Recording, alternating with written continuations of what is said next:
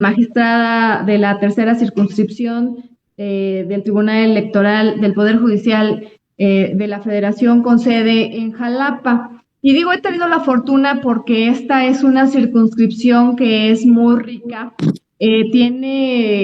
Conoce de 7 estados, en primer lugar, iniciando de la sede que es la Sala Jalapa del estado de Veracruz, conoce de Oaxaca, Chiapas, Campeche, Yucatán, Quintana Roo, y se me está escapando uno, pero bueno, el tema es que en esta circunscripción es la circunscripción que tiene más población indígena. Oaxaca, Yucatán y bueno, Oaxaca es uno de los estados que tiene más desarrollado justo el tema indígena, tiene reglamentado cómo se van a elegir por sistemas normativos internos los 417 municipios que integran el estado de Oaxaca. Esto me ha permitido, incluso desde que era secretaria de la sala regional, tener contacto con pueblos y comunidades indígenas, convivir con ellos, preguntarles algunas de sus inquietudes.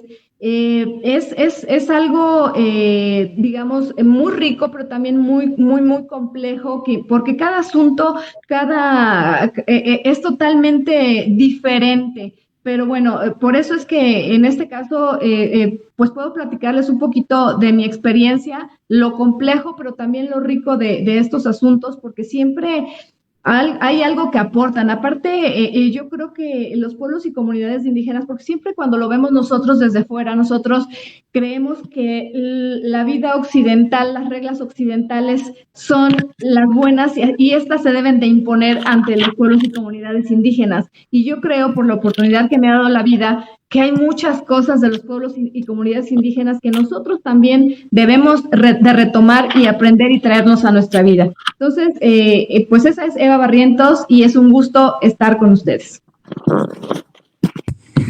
Muchas gracias, magistrada. Bueno, a mí me toca ya entrar en la temática, no sin antes yo quisiera decir, agradecer muy puntualmente a usted, magistrada, que es una invitada de lujo para la barra de opinión de Renacedi. De verdad que es un placer tenerla por acá con nosotros. Y por supuesto saludar a mis colegas consejeras y consejeros electorales a nivel nacional de Renacedi, donde tenemos presencia en 30 de las 32 entidades federativas. Somos casi 96 asociadas y asociados a nivel nacional, y por supuesto saludar a todas y todos quienes siguen esta transmisión. Y también, por supuesto, me toca co-conducir, muy privilegiado, con la consejera Miriam Pacheco de Hidalgo. Así que, magistrada, muchísimas gracias por haber aceptado estar con nosotros. Decir a toda nuestra audiencia, a quienes nos están saludando por las redes sociales, que este es un programa que se transmite todos los miércoles de 7 a 8 de la noche en vía Facebook Live, por nuestro canal de YouTube también. Así que no se lo pierdan, todos los miércoles de 7 a 8 estaremos aquí presentes con diversos invitados y temáticas también, todas muy importantes, y la de hoy, por supuesto, no es la excepción, con la magistrada Barrientos, que es nuestra invitada de lujo. Bien, una vez dicho esto, magistrada, me gustaría, ya introduciendo al tema, que es un tema, que efectivamente, pues requiere una atención especial, porque si ya estamos hablando de un grupo vulnerado históricamente, que es el de las mujeres, pues si hablamos de mujer indígena, hablamos de una vulneración doble, ¿no? Entonces, en ese canal, en esa dinámica, es donde pues tenemos que hacer la reflexión correspondiente. Yo le preguntaría, si me lo permite, magistrada, ¿cuál sería la relación que existe entre este enfoque de género, el enfoque particularmente de mujer indígena, y el de interculturalidad? Después vamos a hablar un poco de consultas indígenas también, pero pero tratando de introducir el tema, ¿cómo estaríamos en esta parte de la relación que existe entre el enfoque de género y el de la interculturalidad? Sí, por claro. favor. La verdad es que el tema es muy interesante y tú acabas de dar una introducción muy buena. El tema de discriminación, y justo esa palabra es la que une estos dos enfoques o estas dos perspectivas, la de género y la de interculturalidad. Como bien lo dices, puede haber una discriminación múltiple en la que pues un grupo de personas, un grupo vulnerable puede ser discriminado por varias cuestiones, ¿no? Por su religión, por su color, por su preferencia sexual, todas estas categorías sospechosas. Pero en el caso tenemos a una mujer que es indígena. Entonces, ahí está justo esta doble discriminación. Aquí lo que te quiero aclarar es que puede haber una discriminación que se ha denominado como adicional, es decir, que puede estudiarse esta discriminación de forma aislada. Y hay una discriminación que se llama interseccional, que es lo que se ha llamado perspectiva interseccional. Es cuando no puedes estudiar las discriminaciones que se den de forma aislada, que es el caso justo de la mujer indígena. En la justicia electoral o cuando las mujeres quieren acceder a cargos de elección popular en sus comunidades o en algún cargo público en específico, pues bueno, te tienes que analizar esta perspectiva interseccional, es decir, lo tienes que estudiar como mujer, pero también como indígena. Entonces, por eso es que tenemos que tener, al juzgar con perspectiva en los asuntos indígenas, con perspectiva de género y también con perspectiva interseccional o intercultural. Es decir, tenemos que analizar todo el tema que una mujer, siendo indígena o no indígena, siempre ha estado en una desventaja respecto a los hombres. ¿Por qué? Porque sabemos que por los estereotipos de género, las mujeres siempre han estado confinadas a lo privado y los hombres a lo público. Entonces, cuando la mujer quiere salir y quiere acceder a algún cargo público, pues no tiene todas estas herramientas que los hombres han generado a lo largo de los años. Y cuando es una mujer indígena, esto es todavía más arraigado, más fuerte, porque sabemos que en los pueblos y comunidades indígenas muchos de los usos y costumbres están muy relacionados con el patriarcado, es decir, las mujeres están solamente en su casa, los hombres son los que salen al campo, las mujeres solo cuidan a los hijos, tienen más hijos, o sea, porque todavía se entiende que la finalidad principal de las mujeres es tener hijos. Entonces hay que analizar esto como mujer. Pero también como indígena hay que analizar toda la perspectiva intercultural que ello implica, es decir, cada uno de los pueblos originarios tienen una propia cosmovisión, es decir, ven el mundo diferente a como lo vemos nosotros. Y para poner un ejemplo, alguna vez que me tocó ir a una comunidad indígena, me decía, es que para ustedes es muy fácil ordenar en una sentencia que hagamos esto, es que para nosotros es totalmente distinto. Para ustedes ya tienen ganados los derechos porque está en su constitución. Para nosotros se lo tienen que ganar, hay que hacer un trabajo para ganarse un derecho. Por eso es que dentro de esta cosmovisión, la mayoría de las reglas que tienen, cada pueblo originario tiene sus propias reglas, pero hay digamos que temas que comparten, como por ejemplo es el tequio, el sistema de cargos, en donde es un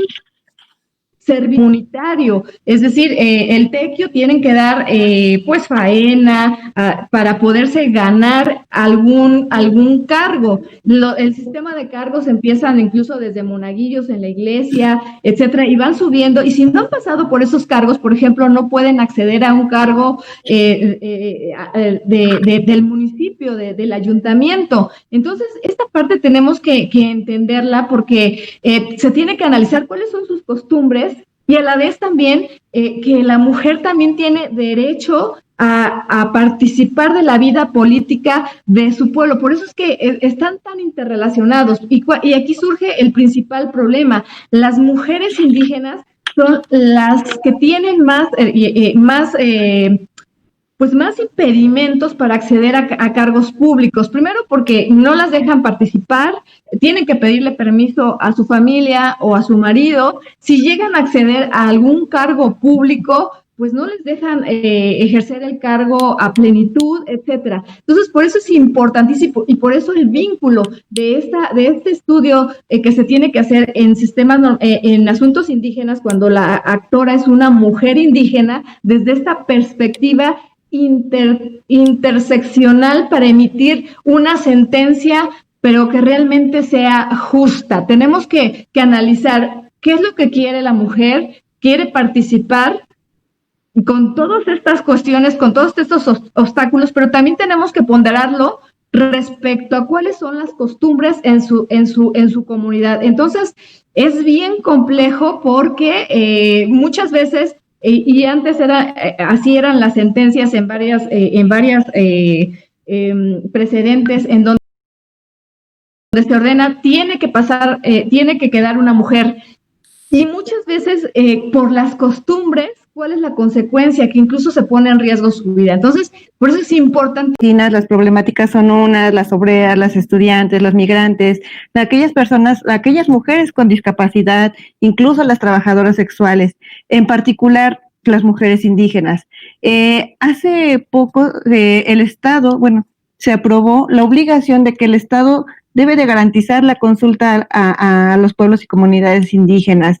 Desde su perspectiva, ¿considera que esta obligación que tiene ahora cualquier institución del Estado mexicano de garantizar el derecho a la consulta responde a las necesidades de las personas indígenas, en especial de las mujeres, a los puestos de elección popular? Es una buena pregunta y además muy oportuna. Déjame decirte que el Estado mexicano ha firmado convenios, en especial el 169 de la OIT, donde justo se establece la obligación del Estado de consultar a los pueblos y comunidades indígenas si se va a afectar pues su entorno, sus derechos, su forma de vida, etcétera.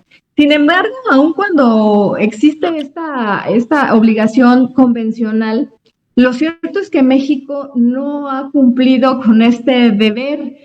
Pero déjame decirte que a pesar de que no existe una ley donde se establezca cómo tienen que hacerse las consultas a los pueblos y comunidades indígenas, a pesar de esto ha habido muchos trabajos de consultas a los pueblos y comunidades indígenas. Uno de ellos, por ejemplo, es los que han hecho el estado de Guerrero, justamente el estado de Chiapas, donde hacen la consulta a las comunidades para ver si de verdad, porque han hecho solicitudes, quieren cambiar de régimen de partidos políticos a usos y costumbres, a sistemas normativos internos. O sea, el trabajo, de cualquier manera, aún sin ley, se ha hecho.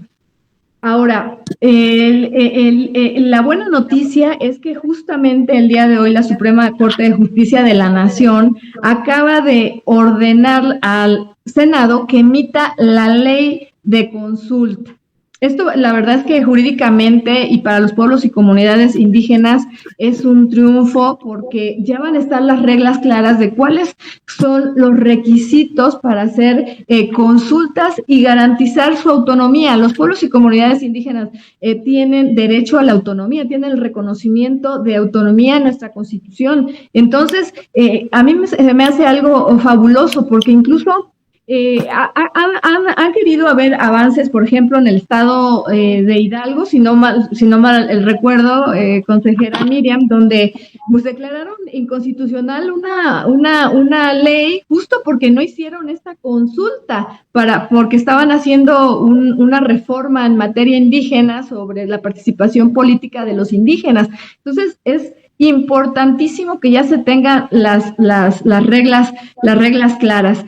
Y me parece que es un gran avance que hoy la Suprema Corte haya emitido esto. Esperemos que el Senado de la República lo haga en corto plazo, porque es una forma de garantizar el derecho a la autodeterminación y autonomía de los pueblos y comunidades indígenas. Es decir, como hace rato decía, nosotros, hay una convivencia de sistemas jurídicos, de los pueblos originarios, y el propiamente establecido en nuestra Constitución y todo el sistema jurídico que de él deriva. Pero conviven estos sistemas jurídicos y no quiere decir que uno deba imponerse sobre el otro. Es una convivencia que tiene que armonizarse, que tiene que convivir de manera, pues yo creo que efectiva, lo calificaría así, y esto solo se puede si se acerca uno a las comunidades indígenas a preguntarles qué es lo que quiere. Yo recuerdo que he estado en foros y generalmente pues de temas indígenas, y pues hay un panel, unos ponentes, y en uno en específico había en el público integrantes de pueblos y comunidades indígenas, y lo que decía, a ver, es que allí yo no veo a ningún indígena, yo lo que quiero es que me pregunten qué es lo que quiero, porque a lo mejor ustedes están opinando de cómo lo ven, pero es desde fuera. Yo quiero que me pregunten. En ese foro se subieron eran 2 mujeres indígenas, se subieron a que platicaran, que expusieran qué querían. Entonces, esa es parte de lo que necesitamos. O sea, no podemos imponer, necesitamos preguntar qué necesitan, qué quieren y por qué lo quieren de esa forma, y armonizarlo con el sistema jurídico previsto en México. No, bueno, pues excelente. La verdad es que en lo que acaba de comentar, magistrada, nos da la primicia para nuestras y nuestros seguidores de Renacer IAC, en el sentido de que nos está anunciando que hoy la Suprema Corte de Justicia de la Nación ordenó al Senado para que emita la ley de consulta, esta ley de consulta que digamos que tendrá que marcar un estándar de las mismas para poderse desarrollar en diversos ejercicios de derechos político-electorales, y en este caso de indígenas, ¿no? Hablaba usted de la parte que tiene que ver con el cambio de sistema de partidos políticos al sistema normativo indígena. Mencionaba usted el caso de Guerrero. En Guerrero, por ejemplo, pues tenemos un municipio que es Ayutla de los Libres, donde ya se hizo un ejercicio de consulta, se migró del sistema de partidos políticos al sistema normativo interno, y además esta migración y hoy que ya se está llevando a cabo un gobierno municipal en este municipio, así como en otros, aparte de los de Oaxaca, el caso de Chiapas, en Ochuc, y el caso de Michoacán en Cherán, pues bueno, ya estamos hablando de que, por ejemplo, en el caso de Ayutla en particular, el Instituto Electoral estableció que tendría que haber paridad en la integración del órgano. Esto es muy relevante desde mi punto de vista, y tiene mucho que ver con lo que usted está comentando respecto de a la mujer indígena. Se le considera doblemente o hasta triplemente vulnerada, lo ha dicho así ya en diversas sentencias el Tribunal Electoral del Poder Judicial de la Federación. Y ahí, magistrada, que nos dijera usted por qué es importante entonces que las sentencias en materia político-electoral, en este caso con un enfoque de mujer indígena, cuenten con una perspectiva, como ya lo ha dicho, de juzgar con perspectiva de género, pero también con una perspectiva interseccional. Ya lo ha mencionado de manera muy general, pero sí, si nos pudiera precisar por qué es tan relevante, ¿no?, que las sentencias lleven estos enfoques. Sí, claro. Es importante porque tienes que analizar, en cada asunto tienes que analizar el contexto.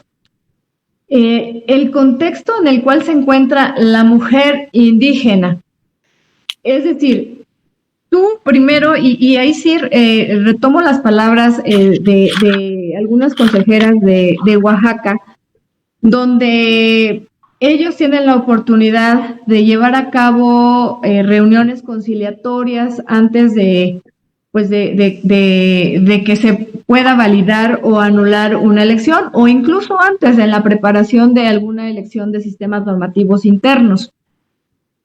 Y lo que dicen, porque desde la perspectiva que nosotros tenemos es que, a ver, las mujeres tienen que participar y tienen que estar de forma paritaria, pero lo que comentaban algunas de las consejeras que en estas reuniones lo importante es escuchar a estas mujeres. ¿Realmente quieren participar en ese cargo? ¿Qué es lo que las motiva a participar en ese cargo? O si definitivamente, porque luego no se cree, en algunos pueblos y comunidades indígenas, según nos han comentado experiencias, realmente las mujeres no quieren, no porque no puedan, no porque no sean capaces, sino porque es diferente el cargo en un pueblo y comunidad indígena al que nosotros tenemos en nuestros ayuntamientos elegidos por partidos políticos. Es decir, allá es un cargo honorífico en los cuales a veces pues no les pagan. Y entonces muchas mujeres, no todas, porque sí hay muchas interesadas y a ellas a las que hay que proteger, pero sí hay en pueblos y comunidades indígenas en donde efectivamente se emitió la convocatoria para que participaran mujeres, asistieron a la asamblea, se les preguntó si querían participar y no quieren participar porque implica una carga más a su casa, a su familia, y sin recibir, pues digamos que un reconocimiento económico por ese trabajo. Entonces, por eso es importante analizar esta perspectiva intercultural, es decir, en qué comunidad está, analizar cada uno de estos temas que te digo son importantísimos, estas actas que levantan en estas audiencias conciliatorias, porque te dan mucha luz efectivamente. Analizar si efectivamente en esa comunidad ya han participado mujeres, porque si ya han participado mujeres, por ejemplo, y posteriormente ya no las dejan participar, pues ahí va en contra del principio de progresividad del derecho humano. Entonces ahí sí ya era la costumbre que participaron y seguramente habrá mujeres que sí quieran. Hay en otras comunidades que no quieren todavía, quizá porque pues no tengan la suficiente información o por cuestiones particulares como las que te acabo de comentar. Entonces, por eso es bien importante analizar el contexto, porque habrá en otras donde sí quieren y no las convocan. Por ejemplo, si no analizáramos con perspectiva intercultural y de género de manera, tendríamos sentencias que no le darían la razón a las mujeres, sobre todo cuando ellas van y se manifiestan, sí quiero, hay que garantizarles el derecho a participar. Te voy a poner un ejemplo. Hubo un asunto donde hacen una asamblea, porque las asambleas generales comunitarias, como ustedes bien saben, son la autoridad máxima en los pueblos originarios, y es a través de ellas como se eligen a los integrantes del ayuntamiento. Pues bien, esta asamblea empezó bastante tarde, empezó a las 7 de la noche. Sí convocaron a mujeres, pero se extendió esta asamblea se extendió hasta más de medianoche. Entonces, iban votando por ternas cada cargo. Cuando llegan las ternas de mujeres, pues ¿qué creen? Que ya era la 1 de la mañana y ya casi no había mujeres. Si analizas esto con perspectiva de género e intercultural, pues sí ves que a lo mejor la costumbre de la comunidad es hacer a esa hora la asamblea. Pero si no analizas el tema de género, pues las mujeres, por costumbre, si no llegan temprano a su casa, pues las regañan el marido, tienen que atender a los hijos porque al otro día van a la escuela, etcétera. Entonces, con perspectiva de género se analizó que pues ahora ya no había mujeres y por eso se ordenó que se repitiera esta elección para que las mujeres tuvieran la oportunidad de decir si querían participar en esas ternas y tener la posibilidad de ser votadas. De ahí la importancia de analizar cada asunto con perspectiva de género y perspectiva intercultural conjuntas. No puede ser de otra manera. Bien, magistrada, muchas gracias. Pues a partir de lo que usted menciona, de lo que mencionas, pues quiere decir que pues vivimos realidades distintas en nuestros pueblos y comunidades indígenas a la vida occidental, como suele llamar, pero en ambas situaciones pues estamos alimentados de normas sociales que se siembran en el imaginario colectivo. En este caso, también las mujeres mexicanas, en particular las mujeres de los pueblos y comunidades indígenas, pues debemos repensar nuestra condición desde dónde estamos pisando, el piso donde estamos. En ese sentido y a partir de su experiencia, ¿qué nos toca a nosotros como servidores públicos para transversalizar los enfoques de género e interculturalidad? Pues justo creo que tenemos primero que hacer este tema de capacitación, por ejemplo, ahorita este tema de opinión es algo que ya se está haciendo para transversalizar esta idea. Primero, que somos iguales, que los sistemas normativos internos o que nuestro sistema occidental jurídico no tiene que estar encima de los sistemas de los pueblos originarios, que tenemos que tener respeto a estos pueblos originarios y esto justo lo tenemos que hacer a través de concientización. Creo que tenemos todas las autoridades que unirnos en ese tema. Y sobre todo lo que hace rato te decía, escucharlos, no nada más, voy a ir a capacitarlos sobre cómo se hace, no sé, cualquier tema, sino hay que ver también, acercarse a ellos y preguntarles qué es lo que les interesa. El tema, por ejemplo, de los derechos humanos, sabemos que uno de los límites al ejercicio de esta autonomía de los pueblos y comunidades indígenas, pues es justo el respeto a los derechos humanos, ese es su límite. Pero para hacer esta transversalización, creo que tenemos que empezar por concientizar a través de las diferentes autoridades, no solo electorales, yo creo que así aquí a través de la Secretaría de Educación, de la Secretaría de la Mujer, de diferentes autoridades, para primero ir a concientizar a las pueblos y comunidades indígenas qué son los derechos humanos. O sea, partimos de la idea de que ellos saben qué son los derechos humanos, cuando los derechos humanos, pues finalmente es una creación del derecho occidental. Entonces, lo importante es generar esta conciencia de por qué es importante que se respeten antes de imponérselo. Entonces creo que tenemos que hacer mucho trabajo de acercamiento hacia los pueblos originarios. Cada quien desde su trinchera, creo que es lo como podemos lograr esto. Pero te digo, algo fundamental para mí es desde el sistema educativo. Allí, al igual que en el tema de género, me parece que esta discriminación tiene que cambiar, no tiene que verse como que eso es lo natural, porque pues aquel viene de un pueblo, aquel trae este color de piel. Tenemos que reeducar desde niños y niñas a que todos somos iguales e infundir este respeto a toda persona, porque finalmente todos somos humanidad. Entonces me parece que es un trabajo muy complejo de muchas instituciones, pero que cada quien desde nuestra trinchera podemos poner un granito de arena. Y además bien importante, porque luego hacemos este tipo de foros desde acá, pero el problema es que, por ejemplo, los pueblos y comunidades indígenas hay que estar ahí. O sea, si queremos llegarles a ellos, pues finalmente hay que invertirle un poco más en eso, que ese es el tema, creo que ahorita problemático, que en estos temas es donde se les dedica menos presupuesto y hay que estar allí precisamente para tener esta cercanía con ellos y preguntarles realmente qué es lo que quieren, por qué lo hacen de esa manera. Y te digo, también de esa manera nosotros nos podremos retroalimentar. Sin embargo, creo que tenemos que seguir trabajando todavía todas las instituciones en este tipo de acciones. Muchas gracias, magistrada, por sus respuestas a los planteamientos. Bueno, yo le voy a hacer una pregunta, pero quiero relacionarla, si me lo permiten, con dos temas. Recientemente se han realizado reformas en materia político-electoral enfocadas hacia la violencia política en razón de género, ¿no?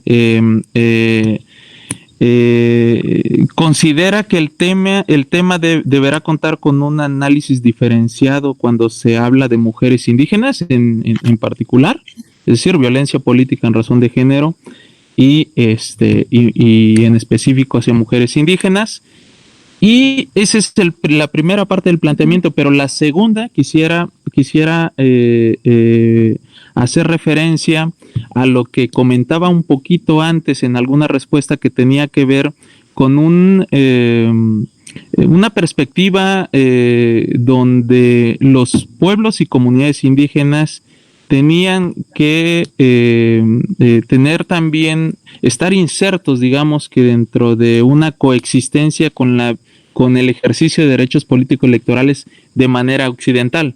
¿A qué voy? Es decir, cuando hablamos de candidaturas indígenas, por ejemplo, dentro del sistema de partidos políticos o dentro del 41 constitucional, estamos hablando de un sistema mixto, es decir, como desde la cosmovisión de las propios pueblos y comunidades indígenas puede estar inserto en otro sistema occidental que no es el que ellos de inicio conocieron y que está inmerso en el 41 constitucional. ¿A qué voy? A la paridad indígena en específico. ¿Qué opina usted de la paridad indígena en específico? Y hice una respuesta y una pregunta también antes que tiene que ver con la violencia política en razón de género, en específico con mujer indígena.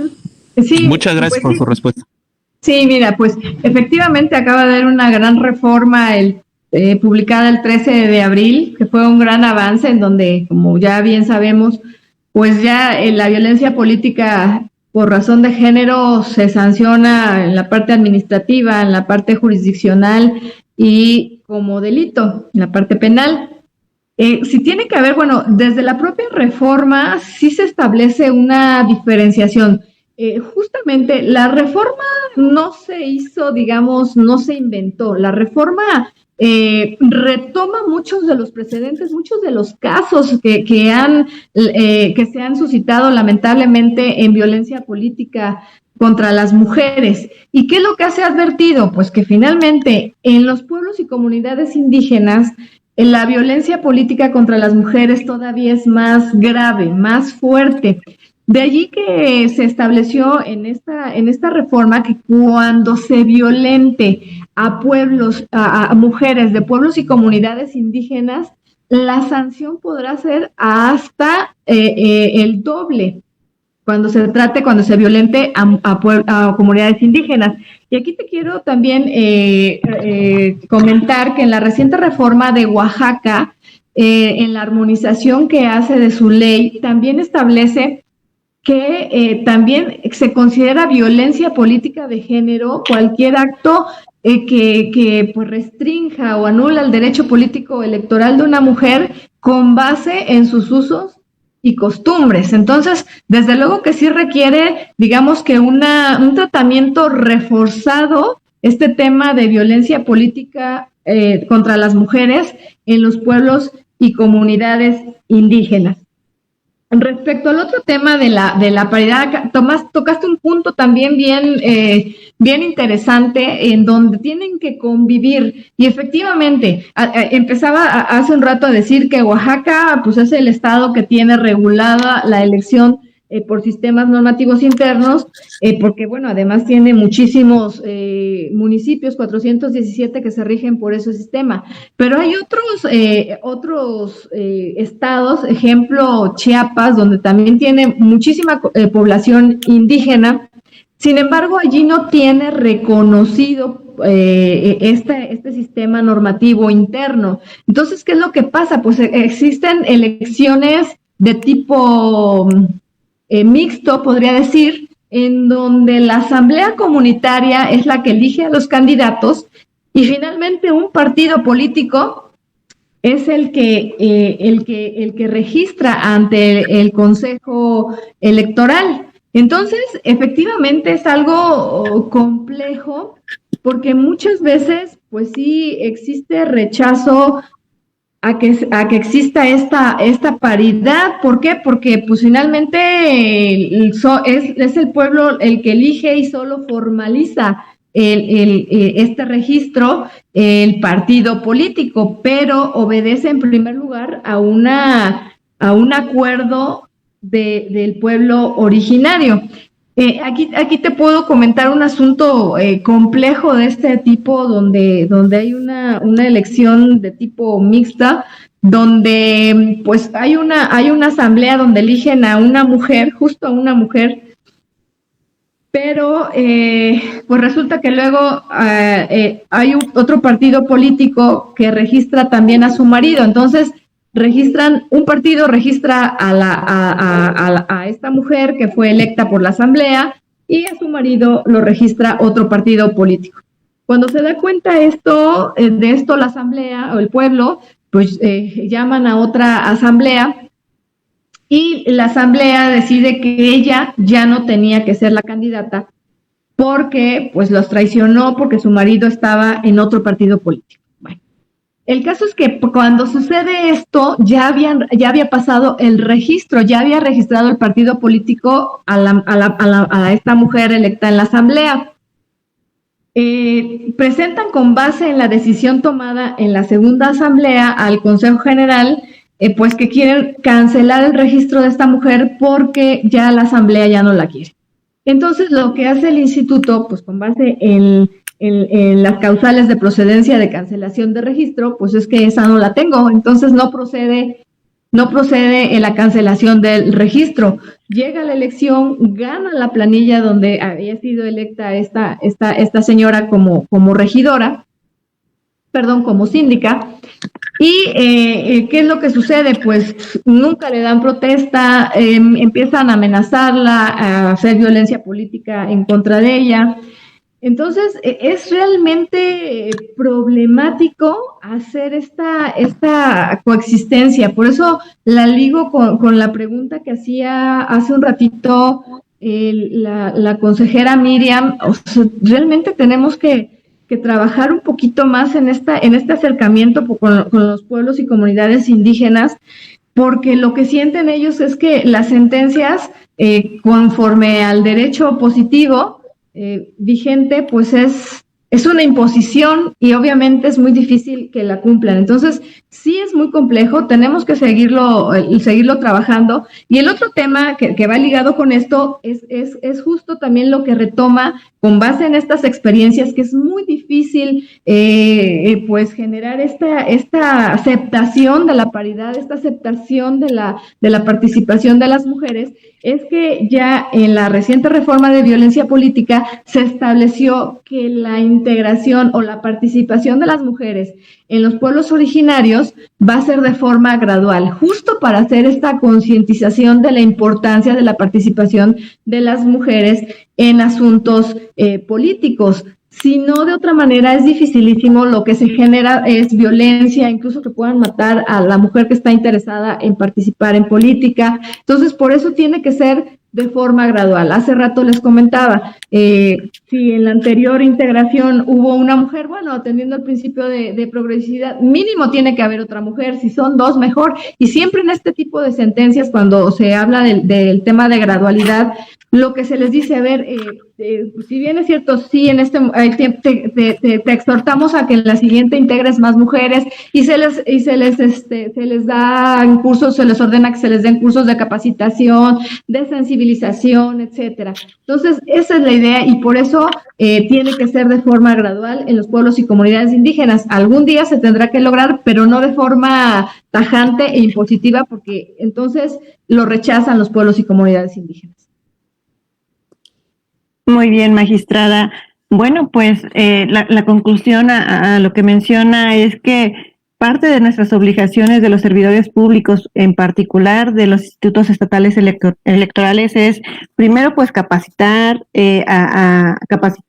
no solamente a los pueblos y comunidades indígenas, sino a la sociedad en general, para que podamos convivir, coexistir en estos sistemas normativos, en el de ellos y en el de nosotros. Al final de cuentas, estamos trabajando vivimos de forma distinta, pero en el mismo lugar y en el mismo país. Por otro lado, pues también es la necesidad de esa capacitación para poder introducirnos y poder entender lo que ellos viven en los pueblos y comunidades indígenas, como dice, no desde afuera, sino también estando desde adentro podemos entender las problemáticas, en particular de las problemáticas de las mujeres indígenas. Pero además tenemos que empezar a reeducarnos. Y esta reeducación nos ayuda y nos implica y nos obliga a vivir, a orientarnos a una vida libre de violencia. En esta participación política, las mujeres somos las que más sufrimos la violencia política de género, y las mujeres indígenas pues no son ajenas. En ese sentido, pues es nuestra obligación reeducarnos.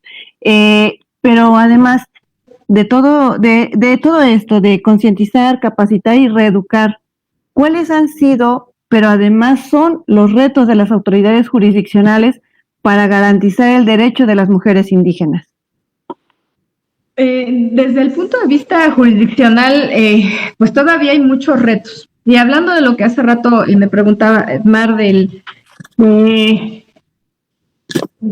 la violencia política de género, uno de los grandes retos es el poder probar que efectivamente una mujer indígena, en general las mujeres, pero más en las mujeres indígenas, que una mujer ha sido violentada. ¿Y por qué digo más en las mujeres indígenas? Porque finalmente una mujer, digamos, occidental, por así llamarlo, pues tiene finalmente ya más apoyos a los que puede acudir, tiene más conocimientos, que si quiere demostrar algo, pues puede acudir hacia un notario público para que se levante una fe de hechos, etcétera, de allegarse de pruebas.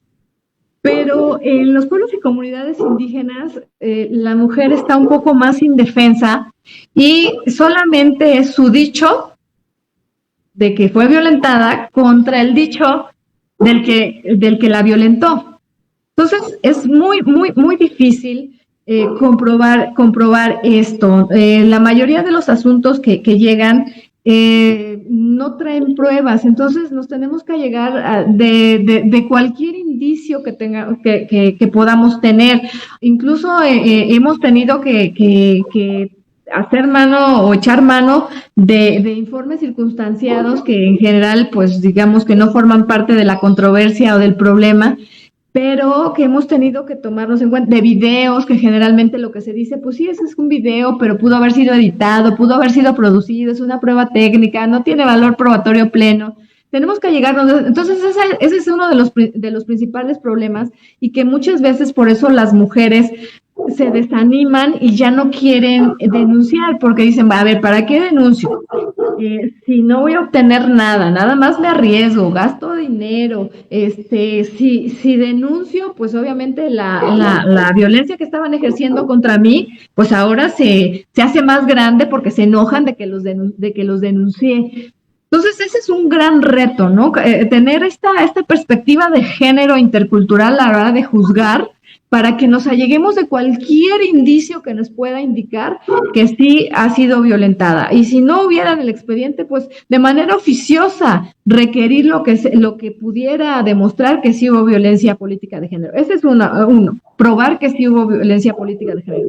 Y el otro gran reto de la justicia electoral, digamos, con perspectiva interseccional, creo que es el cumplimiento de sentencias. Todavía, como no hay esta concientización, todavía en la mayoría de las veces la sienten como una imposición y es difícil el cumplimiento de sentencias. Legalmente no existen muchas herramientas que sean eficaces para hacer cumplir las sentencias. Generalmente los medios de apremio o las formas para hacer cumplir una sentencia, pues es obviamente la amonestación, la multa, el arresto, y en algunos estados que lo tienen previsto, dar vista al Congreso para la revocación del cargo o del mandato. Pero, a ver, ¿qué pasa? La amonestación, pues como solo es una amonestación, pues no les importa.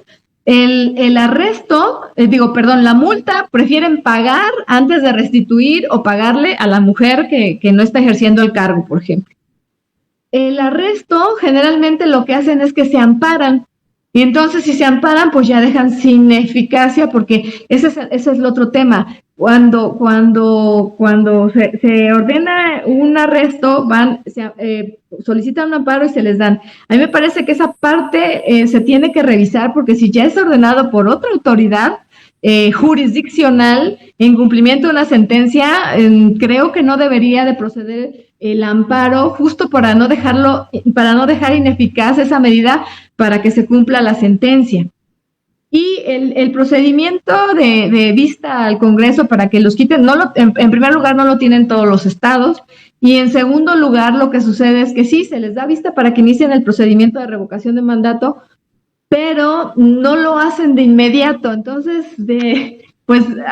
ya cuando empiezan a ver el procedimiento, pues ya se les acabó el tiempo de su encargo. Entonces, ese es un gran problema que tenemos, cómo hacer cumplir nuestra sentencia. Me parece que esa es una parte que se tiene que revisar, amerita una reforma también para que tengamos las autoridades jurisdiccionales más herramientas para hacer cumplir nuestras sentencias y sobre todo pues poder garantizar el ejercicio de los derechos políticos electorales de una mujer que ha sido violentada.